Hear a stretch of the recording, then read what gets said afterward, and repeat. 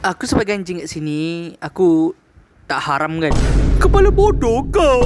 Oh, tak ada orang kat lutut ke kat buntut? Aku janji aku akan bawa kau nasi lemak 50 sen. Kau nak nasi lemak 50 sen sangat kan? Ambil lah dekat bawah sana tu. Oh duhai, semua dah pergi shopping, tak ajak aku pun. Tak lagi kau pergi shopping kan? Boleh kau bikin siap kat 3 rasa? Kad my bank nenek aku ada atas meja. Aku nak pergi shopping tu beli belon bobol tidur. Weh, aku jatuh gunung gila waktu tidur tadi. Tapi aku kat mana ni?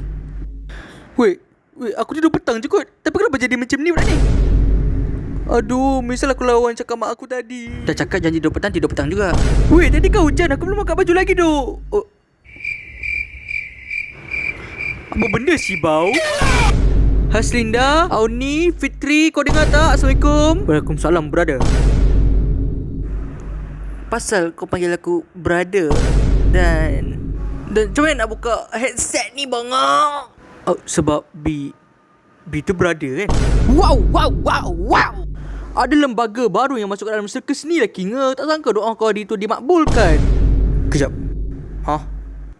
Tapi kalau kau betul tengok kat sini, boleh kahwin 3 tak?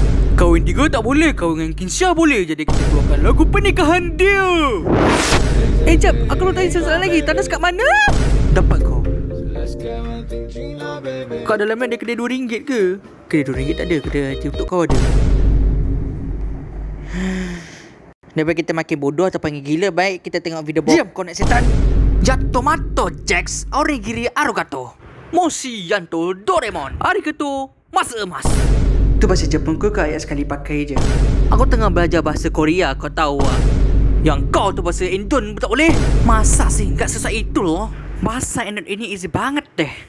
Kamu aja yang gak mau belajar bahasa Indon sama aku. Gak kisahlah kamu bego atau pembacot. Kau tetap tak pandai bahasa Jepun. Alah, kau ni pun satu letak.